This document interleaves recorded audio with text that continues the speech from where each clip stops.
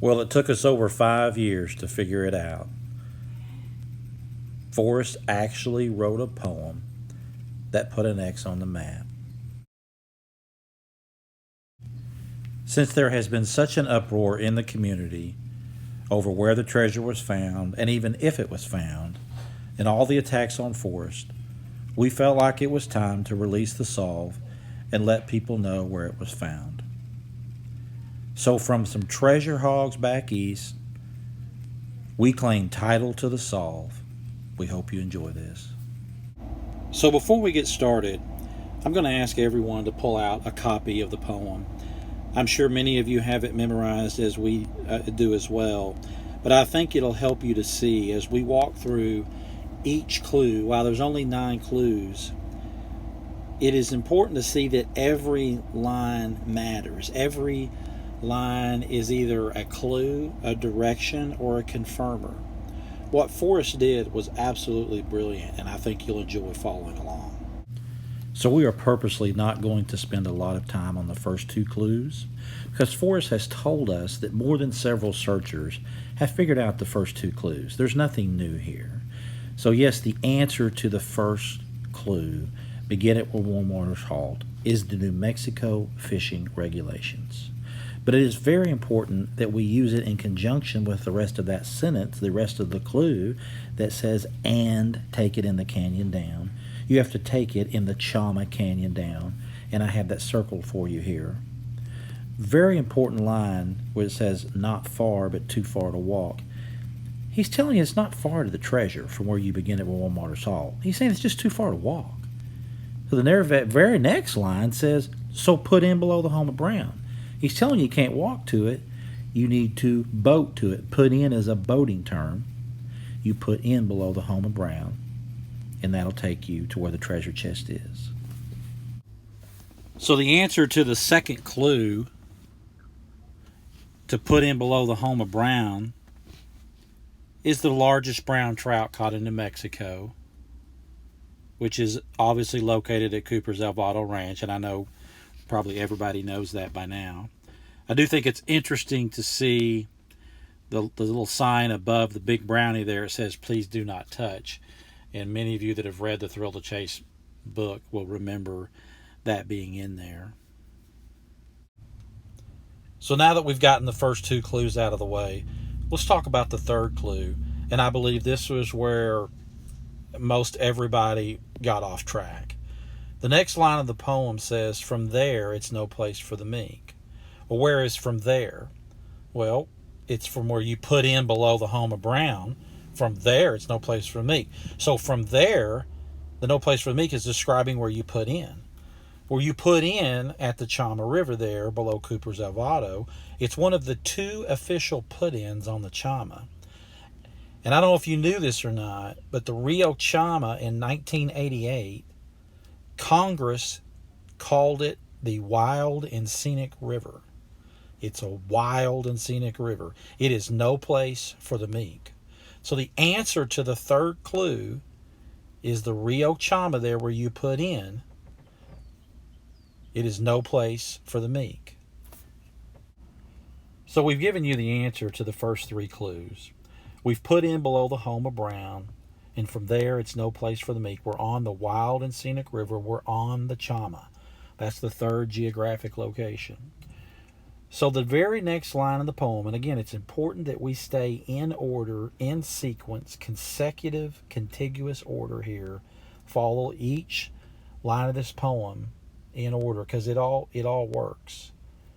So it says, the end is ever drawing nigh. So I've circled what I want you to look at. That's about 3 miles south of where we just put in below Cooper's Alvado. And there's a big, sweeping left-hand turn. It goes to the right, and then it starts going up north, and it makes a big, sweeping left-hand turn. And I know that anybody watching this video will have looked up definitions. And we know that nigh one of the definitions for nigh is it can be to the left. So it is ever drawing to the left. It is, and that ever draws to the left until it eventually goes south again. So the answer to the 4th clue, the end is ever drawing nigh, is right there at that big bend in the Chama River. So I have switched over here to a Google Earth view instead of the Google Maps view, and I want to zoom in on this bend in the river. And I want you to notice something here. In the next line of the poem, it says, "There'll be no paddle up your creek, just heavy loads and water high." As you can see, there's a lot of rapids here. There's no paddle up your creek. So there's the current is going to take you north up around the bend of that river. You're not going to have to paddle up. It will take you. And the next line says, "just heavy loads and water high." Well, here are your heavy loads. There are some boulders here in the water. And then you can tell by the color of the water that around the bend, which makes scientific sense, that the water's deeper there. You can tell that it's a different color. It's deep green there because it's deeper, and then over here it starts getting more shallow when you get the rapids again. So there'll be no paddle up your creek, just heavy loads and water high. So let me back up a little bit and zoom out. In the next line of the poem, you can see it says, "If you've been wise and found the blaze, look quickly down your quest to cease." Well, what does that look like to you? What does that look like at that bend in the river that's ever drawing nigh? That's right. Looks like a guy laying there. Looks like a man's head. Big eyes, got a nose, a mouth that's frowning. He's laying there. River bathing is best. He looks like he's laying in the Chama River. So if you've been wise and found the blaze, look quickly down. Well, the blaze is anything that stands out, right? Well, this stands out. Well, what is a blaze? Well, let me show you the definition of a blaze. So here's the definition of a blaze, and it is a white spot or stripe on the face of a mammal or bird. A white spot or stripe. So did you see a white stripe on the face of a mammal? And before I go any farther, do you know that humans are classified as mammals? So I thought I'd show you that. So as you can see here, there is definitely a white streak going down the face of a mammal, a man, which is the definition of a blaze. It certainly stands out, and it fits the definition perfectly. It is the dirt road going down the stripe that goes right down his face. So the answer to the fifth clue, "If you've been wise and found the blaze, look quickly down your quest to cease," is this right here, is this picture of a man. This entire area is the blaze. It's the special place to Forrest. If you look this up, and I'm not going to do it, you can look it up on Google Earth or Google Maps, whatever you want to do. If you find the airport in Santa Fe, and you see him flying up to Yellowstone or Colorado, flying up in the Rocky Mountains, guess what he flies over every time he does it? You're right. He flies over this. And he said you have to have an imagination. He flies over this part of the ground it's special to him because he thinks it's cool. It's like when he was in Vietnam and he flew over the waterfall. That was a special thing to him. And so is this.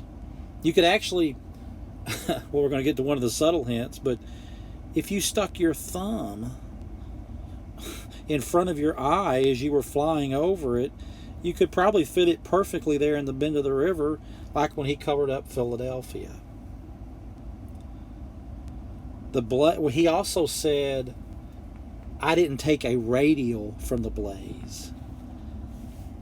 People have missed that, and my wife figured that out. A radial is a flying term. That's a pilot's term. So he didn't take a radial from the blaze. Lets you know that he was in the air when he saw it. And he's also criticized people for walking around looking for a blaze without figuring out the first few clues. He says they might as well stay home and play canasta. He said, why would you start in the middle of the poem instead of the beginning? Well, what's the middle clue in this that I've just told you? Well, 1 through 9, the middle's 5. This is clue number 5. It's the middle. You don't start in the middle of the poem. You start at the beginning. This is not the end. of the poem. It doesn't end here. This is only clue number 5. The next 2 lines of the poem are just as revealing. He says, "But tarry scant with the marvel gaze." What's the guy doing? Well, he's gazing into the heavens. He's gazing up into the stars. We know that the treasure was found under a canopy of stars, and there is much more to come on that. But there's your marvel gaze.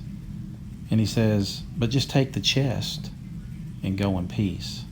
Well, I've circled the chest for you, which is, again, the dirt road that went down his face. It also continues to go down onto the man's chest. Now, I know in the interview back in November, he said, "Just take the chest and get out of there." Well, he never said the treasure chest. He said, "Take the chest and get out of there." So the next line of the poem says, "So why is it that I must go?" So why is it that I must go? He's asking a question, and we'll get to that here in a minute. But he says, so why is it that I must go? Remember, we're on the chest here. So the very first true why that you come to on that road, and I know because I've been on it, but the very first true why you come to is right here. The road that goes to the left is not in very good shape, and they built another route down to the south. So that's the why. Okay, so I just heard the uproar that most of you just mentioned. You said, no, he doesn't say why. He says W-H-Y, and he's asking a question, so you can't do that. Well, okay, then let's look at it that way. There's actually confirmers on all these clues, and we'll have to get to that later. But so let's answer his question. He says, so why is it that I must go and leave my trove for all to seek? So why is it that Forrest Fenn had to leave his treasure chest? Why is it that he was going to have to go? We all know the answer to that. Because he started off his story every time he's asked, so why did you do this? And what did he say? He says, well, in 1988, it all started when I got cancer. Well, in 1988, I got cancer, and I decided to hide a treasure chest. We've all heard that story 1,000 times. It's uncanny. He always starts it. So why is it that he had to go and leave his trove for all to seek? Well, he got cancer, and that's the answer. And he said, the answer I already know. So what does the fact that he had cancer have to do with anything? Well, as you can see here, what I've got on the screen now is the constellation Cancer. It looks very similar to the why that we've come to. And I know for many of you, this just got real. So why is it that I must go? He's telling us to go to the why. He's saying, so why is it that I must go? But he's asking a question. And what was the answer? He says the answer I already know. Well, the answer is cancer. That's the next clue. One more thing on this. In the interview from November, Forrest was asked, what is the one thing that all searchers are missing? And he didn't want to answer because he said it was part of the story and he was saving it for the finder.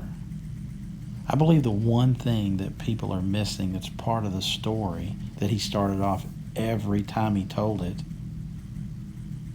was the fact that he had cancer. And you're going to have to figure out that you need the constellation Cancer to solve this poem. So the next line of the poem says, I've done it tired, but now I'm weak.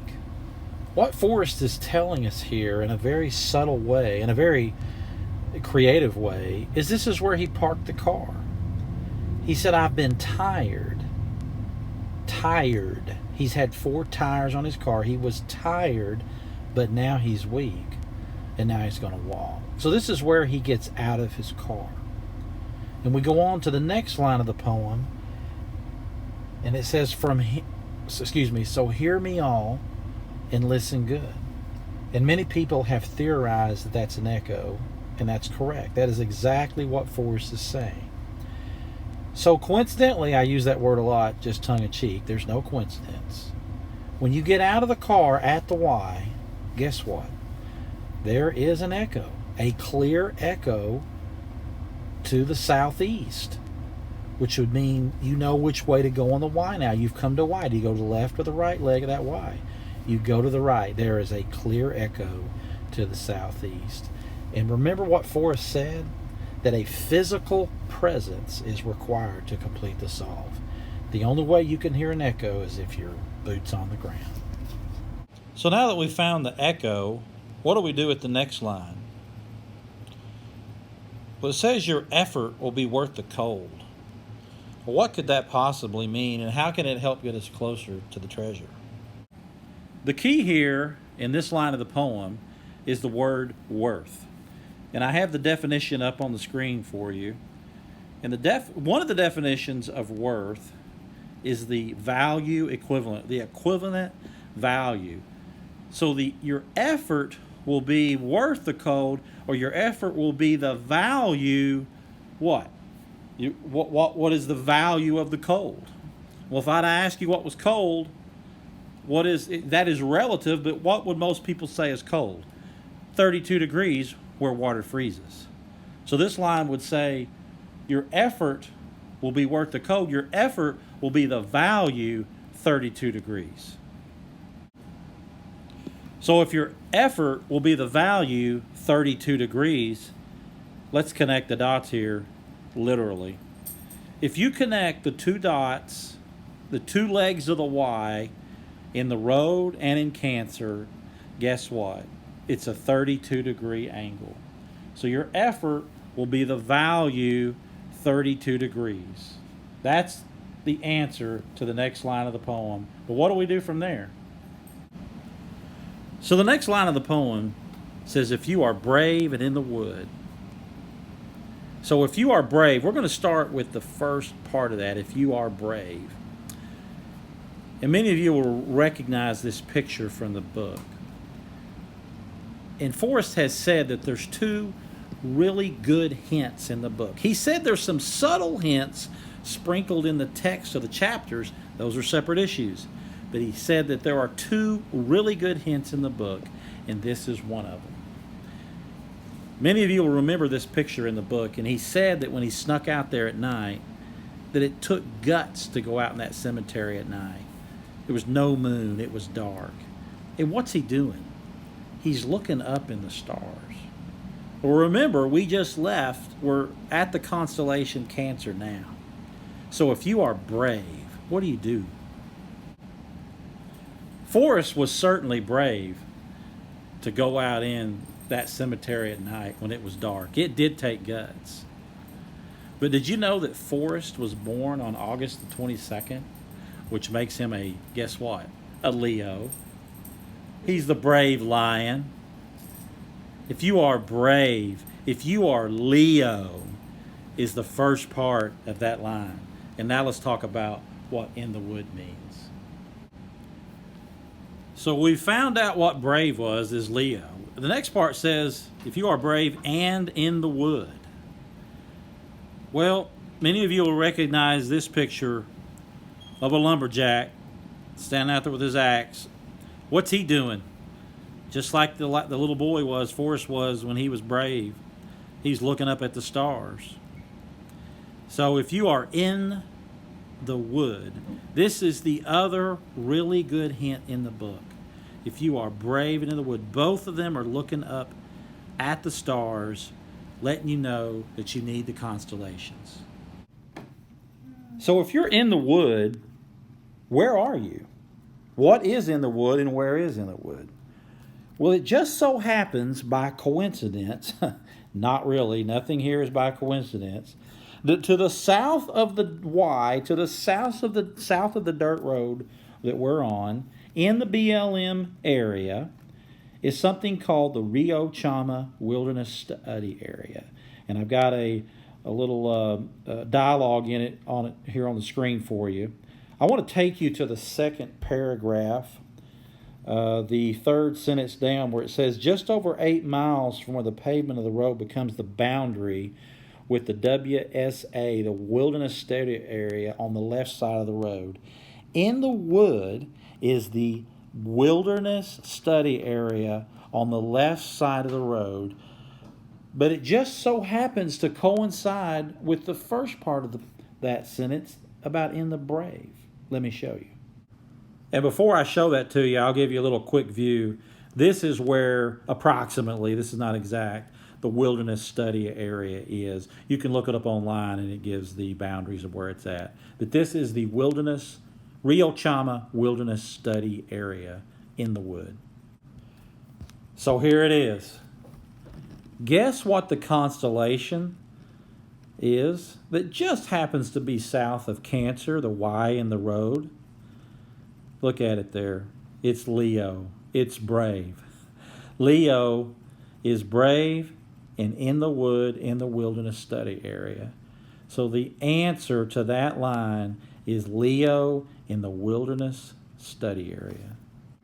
And Forrest did say to study my poem. This is the wilderness study area is where it's at. And he said to study my poem. And one more interesting tidbit about the wilderness study area. Remember Forrest saying there are no human trails in close proximity to the treasure? Go look up this wilderness study area. It specifically says there are no trails in the wilderness study area. Unbelievable.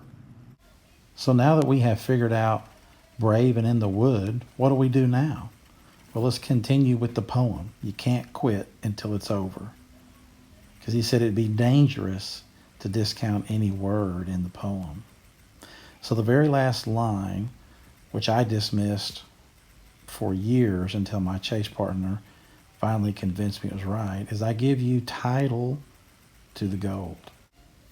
And what he figured out is that a heading is very similar to a title. I've got an underline for you there.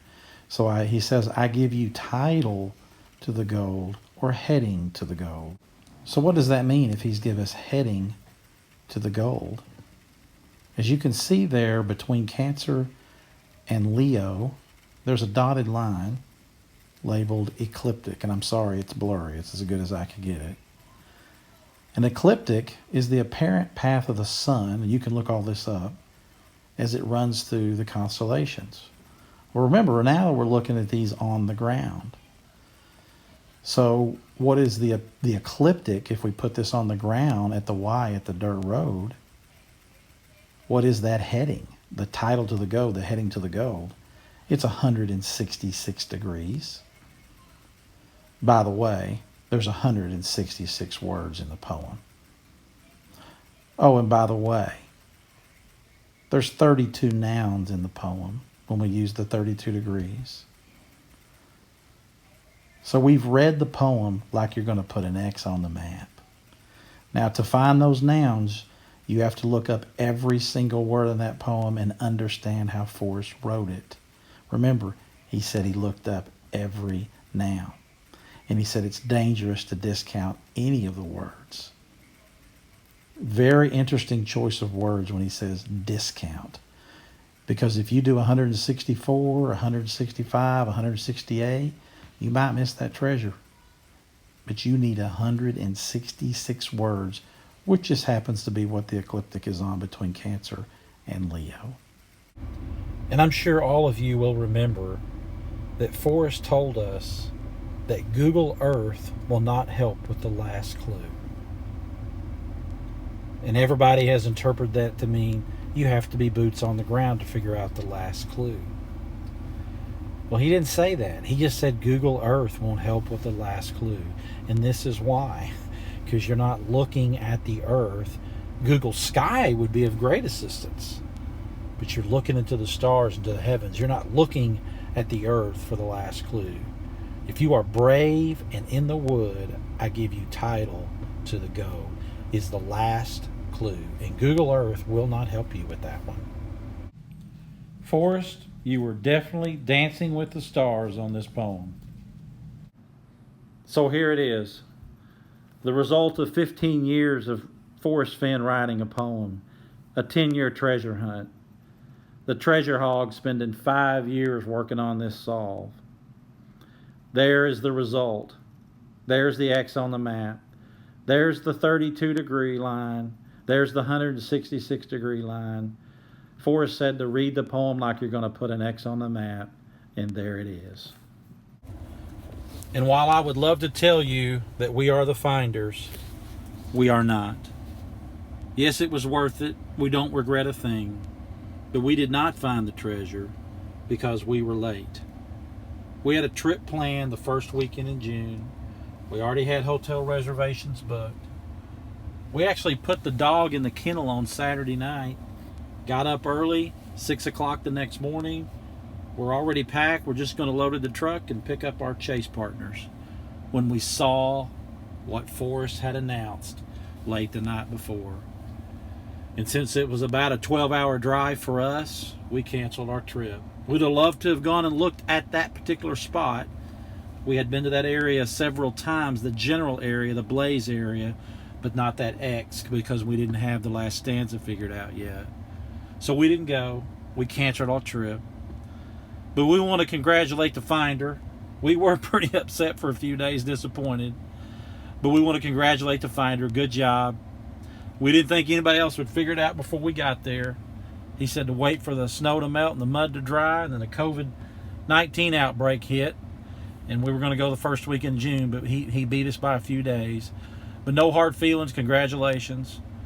We want to thank you, Forrest, for a great hunt, a great thrill of the chase. We appreciate you doing this. I think you've done a great job, and thanks for the fun. While we may not have got this treasure, we are thankful for our Jesus, who is our true treasure, and that is what we hang on to every day. We realized we were not able to cover everything in this video. You know, what was the key word? Some of the other subtle hints. If anybody has any questions and would like to send them to us, if you'd like to see another short video on some other things, we're obviously not videographers here, we're treasure hunters, but we're doing our best. If there's anything else you want to know, or any videos you'd like to see, and maybe some of our videos that we took when we were on site last year in 2019, just drop us an email and we'll see what we can put together. Till next time, y'all have a great one.